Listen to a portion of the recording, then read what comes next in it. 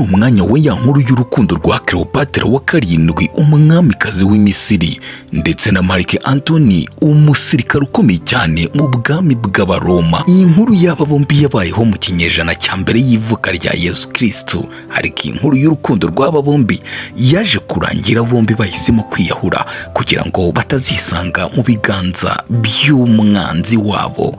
Ntucikwe n'iyi nkuru, ni kuri The Mic Radio ndetse na TV. Welcome back to The Mic Radio na TV. The Mic Radio na TV. Subscribe.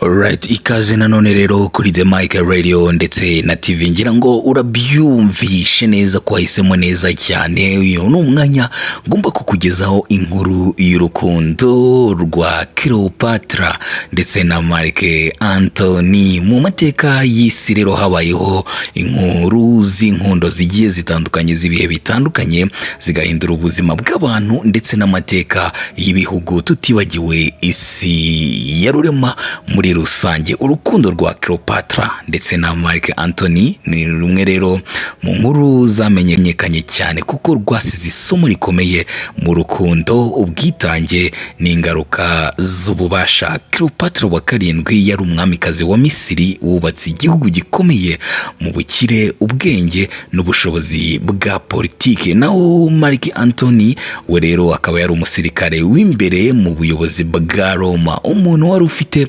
imbaraga nyinshi mu ntambara no mu miyoborere. Ibi byombi rero byarabahuzaga, urukundo rwabo ruza guhindura amateka y'isi muri rusange. Reka rero tugaruke ku mubano w'aba bombi baje gukundana, urukundo rukomeye cyane rwaje kubera indorerwamo cyangwa se miriwari y'urukundo, ariko ku batuye isi muri rusange. Ngira ngo urabyumva yuko nyine iyi nkuru y'urukundo yanze kuva mu mateka n'umunsi n'umwe. Mu mwaka wa 41 mbere y'ivuka rya Yesu Kristo, Antony yahamagaye Cleopatra ngo baganire ku bijyanye n'imibanire y'ubutegetsi bwa Misiri ndetse na Roma. Bahuriye mu mujyi wa Tarsus, aho Cleopatra yaje mu bwato butate zahabu yicaye nk'umugabekazi w'Imana y'urukundo Venus. Ibi rero byakoze ku mutima wa Antony nawe ahita yikundira uyitwita Cleopatra. Iyi minsi rero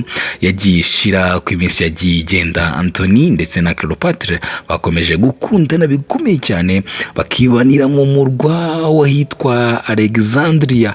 Bagiye rero bategura ibirori bikomeye, bakagenda nyine bizihiza iminsi igiye itandukanye, iminsi y'urukundo rwabo, iminsi y'amavuko yabo ndetse n'indi minsi itandukanye bagendaga bategura, bakagenda bishimana n'inshuti zabo zigiye zitandukanye.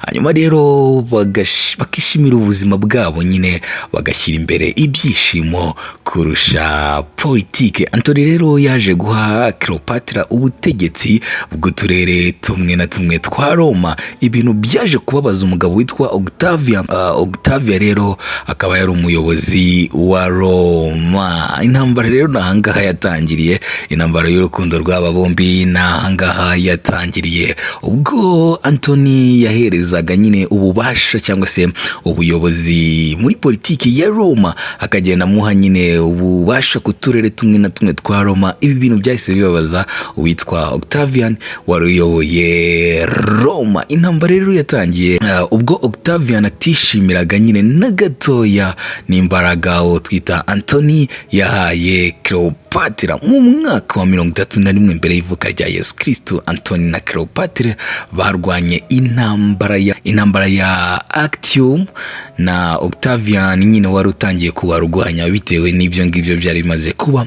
Nyuma yo kubona ko batsinzwe, Antony yahuye n'akababaro kenshi cyane gakomeye cyane rwose, ahitamo kwiyahura. Naho rero Cleopatra mu kababaro gakomeye cyane nawe yaje gufata icyemezo gikomeye. Ntiyashakaga gufatwa n'abanzi ngo afungwe cyangwa se azasuzugurwe. Rero yahisemo kwirisha ubumara bw'inzoka, ahitamo nyine gupfa mu cyubahiro aho gutsindwa n'amateka. Ni The Mic Radio ndetse na TV. Ndagaruka turebera hamwe isomo ry'uru rukundo rw'aba bombi. Ndabizi neza ko iyi nkuru musanzwe muyizi cyangwa se yagiye inakinwamo amafilime agiye atandukanye, ndatekereza yuko waba usanzwe uyizi. Ariko kuri The Mic Radio ndetse na TV icyo dukora no kuzizana kugira ngo n'abatabizi bumvireho, cyangwa se nawe nimba wari uyizi wongere wibuke yuko urukundo atari akantu gato cyane.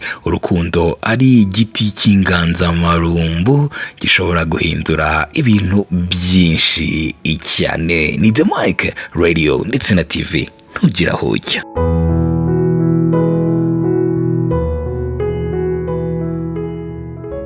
Alright, welcome back. Urukundo rero rw'aba bombi nubwo rwashoje mu kababaro, ariko rwasize mu mateka nk'urukundo rw'ubutwari, ubwitange n'ububasha. Isomo rikomeye cyane nuko urukundo nyine rushobora guhindura amateka y'ibihugu, amateka y'isi, kandi umuntu akaba ashobora guhitamo kwitangira urukundo akarusumbisha iby'isi muri rusange. Urukundo rero rushobora kugira ingaruka ku mateka. Urukundo rushobora kugira ububasha bushobora gutuma abantu bafata ibyemezo bikomeye, ndetse kandi ubwitange bw'urukundo bushobora gutuma abantu bemera gutanga ubuzima bwabo. Ngayo nguko rero ni inkuru yo twita Cleopatra ndetse na Mark Antony, nakunyuriyemo mu buryo buvunaguye ariko buri sensitive, kugira ngo nyine ugire igitekerezo gikomeye cyane ku rukundo rw'aba bombi rwabayeho mbere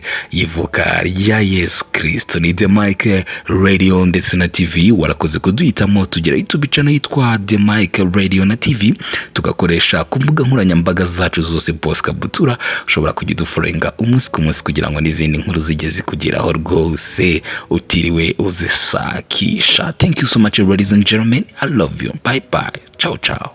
Welcome back to The Mic Radio na TV. The Mic Radio na TV, subscribe.